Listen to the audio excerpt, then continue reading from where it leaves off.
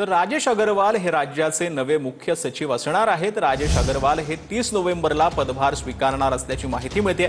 विद्यमान मुख्य सचिव राजेश कुमार 30 नोव्हेंबरला सेवानिवृत्त होणार आहेत। अग्रवाल हे 1989 च्या बॅचचे IAS अधिकारी आहेत।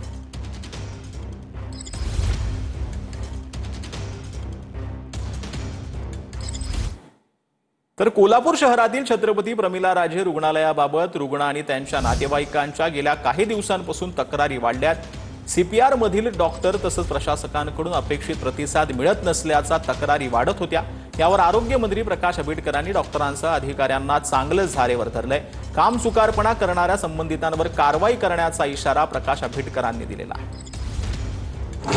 सीपीआरला सगळे जिल्ह्यातले पेशंट चालू आहे। पेशंटचा लोड आहे, काम वेळेत व्हायला पाहिजे। ते चांगल्या पद्धतीने पेशंटला तुमच्या तिथल्या अस्वच्छतेमुळे सुद्धा आजार वाढतो। एक काम करा, तुम्ही आज संध्याकाळी मला तुम्ही कशा करून किती पेशंटपर्यंत पूर्ण मी बसलो इथं तुमचा आठवड्यात 4 तासांमध्ये राऊंड म्हणून संध्याकाळी मला। तर मुंबईचे माजी पोलीस आयुक्त राकेश मरिया यांच्या नवीन पुस्तकाचं प्रकाशन झालेलं आहे। वेन इट्स ऑल बिगन असं पुस्तकाचं नाव आहे। हे पुस्तक राकेश मरिया यांच्या जीवनावरती आधारित आहे। त्यांनी हाताळलेल्या अनेक महत्त्वाच्या क्राईम कथा या पुस्तकामध्ये आहेत।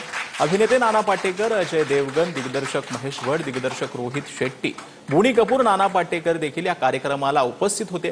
तसंच अनेक माजी पोलीस आयुक्त आणि वरिष्ठ पत्रकारही यावेळेला उपस्थित असल्याची माहिती मिळाली।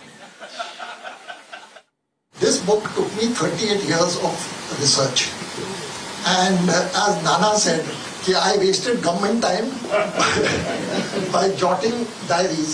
You know, every criminal who I spoke to, every person who I questioned, his or her name is in those diaries with what I asked them, what they said, what I felt. So it was all in the diary. So I personally handled, so I know who was doing what. Like Rohit just said, and that you say, Mumbai today is considered one of the most safest cities today. But we all also remember Mumbai, a very, very different Mumbai.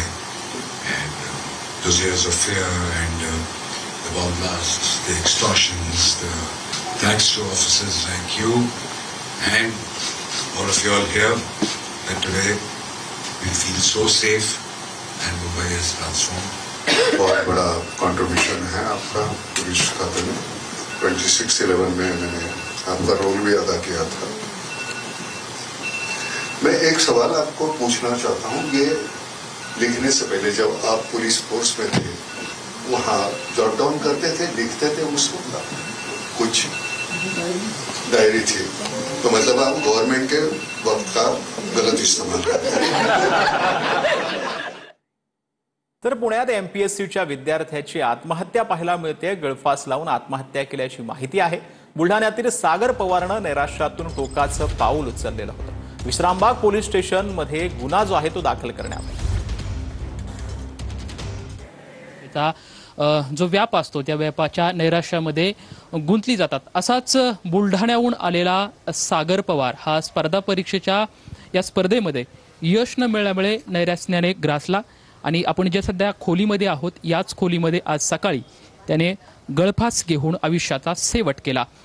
ही तीच खोली आहे सदाशिव पेठेमधील पुणा हॉस्पिटलच्या समोर जो कुंभारवाडा आहे आणि या कुंभारवाड्याच्या समोर आपण बघू शकतो की खरं तर 10 बाय 10 ची ही खोली आणि या खोलीमध्ये तो आणि आणखी त्याचा मित्र या खोलीमध्ये राहत होते। मात्र त्याचा मित्र जो आहे तो गावाकडे गेल्याच्या नंतर हा एकटाच या खोलीमध्ये वास्तव्यास होता।